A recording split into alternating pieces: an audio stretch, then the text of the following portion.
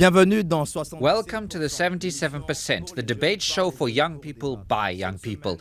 This week we receive you in Cotonou, the economic capital of Benin, and we are going to discuss a topic of concern, cyberbullying. Concerne le cyber-harcèlement. Let's first hear from Majwa.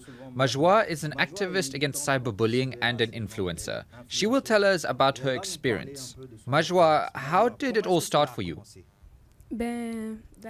First of all, I was bullied in real life as a teenager, and because of this, I developed a complex. People harassed you. Why? Because of my small breasts, people used to ask me, why aren't your breasts getting bigger, as if I could change anything about my breast size. They would see me and say things like, this girl is a witch, just as I would pass by them. So they would say you were a witch just because of your breast size? So right away they say you were a witch? Yes, and they would recommend products to increase my breast size all the time. So these people would recommend what?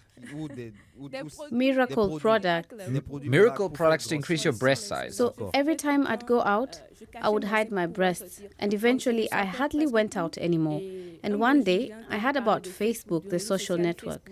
Which would become your worst nightmare, your That's hell. it. So in 2017, following an argument with a friend who knew that I had a complex about my small breasts, that person started spreading things about it on social media.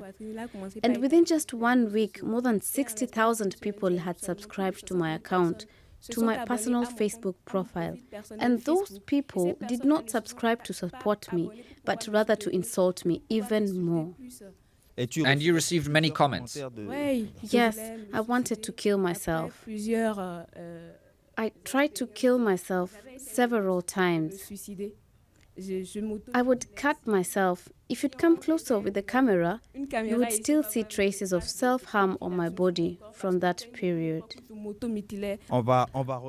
will come back to that later. Okay. That was a very touching testimony. And now we are going to talk to Mr. Sako, who is a slam poet. You've heard Majwa's touching story. Do you know people who have been similarly affected by cyberbullying? The tragedy with cyberbullying is that it could come from your best friend hiding behind pseudonym who is hurting you and you don't realize it. You're having a drink with a person, and meanwhile, they have their phone in their hand and are posting comments on Facebook page, and you even don't know it's from the person you are laughing with. That's the tragedy of cyberbullying. Thank you very much, Mr. Sako. We've learned from Majwa's testimony that the hateful comments follow you everywhere. Even when you try to escape them, they keep chasing you in a way. I would like to ask Mr. Fridaus, who is a young entrepreneur. For you, where does cyberbullying start? It's too easy to hide behind an alias to badmouth others. But I dare you to come and tell me the same things in real life. Today, with the internet, there are so many ways to attack a person here from anywhere else in the world. There's no way to see each other, so anything goes. I don't take a lot of positions on the internet. And it's not because I'm afraid of being harassed or anything. We are going to listen to someone here who wants to comment on the theory that men generally are not as often victims of cyberbullying as women. I think you don't necessarily agree with the idea. What is your experience? Do you know any men who have been bullied online, or how do they deal with it? In my opinion, it's just that men don't feel too. It's just because men don't try to reply. A man knows where he's going. Women are searching.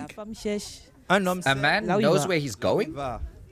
No, a man knows well. That's not quite it. I mean, the majority of men will not be tempted to reply to comments that do not suit them. They won't react to things that don't help them reach their objectives. Whereas a woman will try to reply to those comments. Someone here does not agree with that. Yes, I'm listening.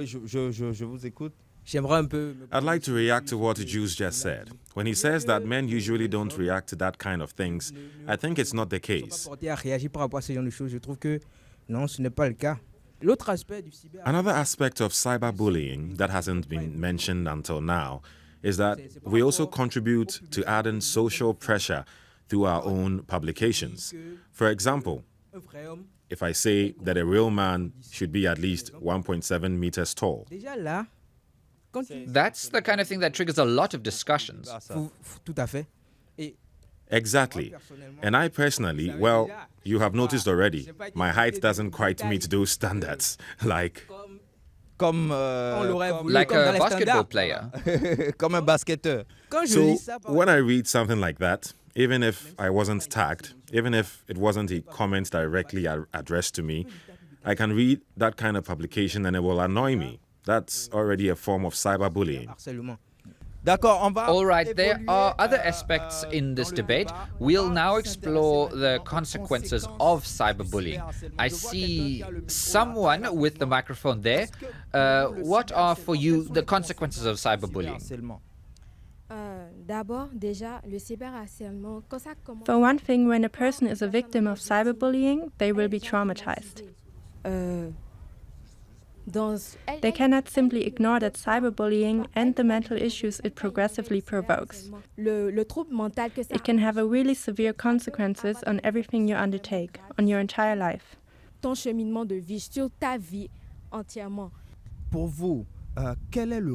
What role should parents play in their children's education to stop cyberbullying?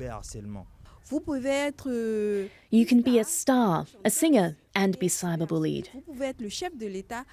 You can be a head of state and be cyberbullied, simply because you were taking a stand that is politically correct, but someone might not agree with you.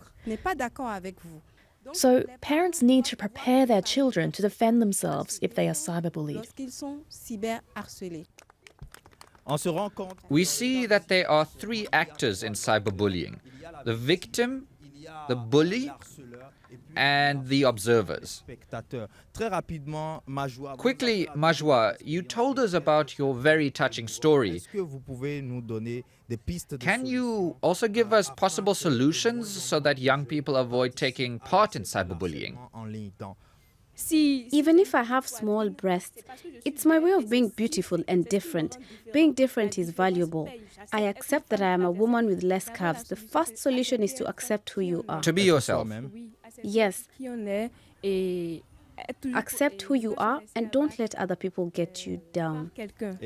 To be mentally strong. Very well. Thank you very much, Majwa. Our states must also take more responsibility and ensure that less young people participate in bullying in a virtual world that is almost permanent, that is in our pockets and follows us everywhere.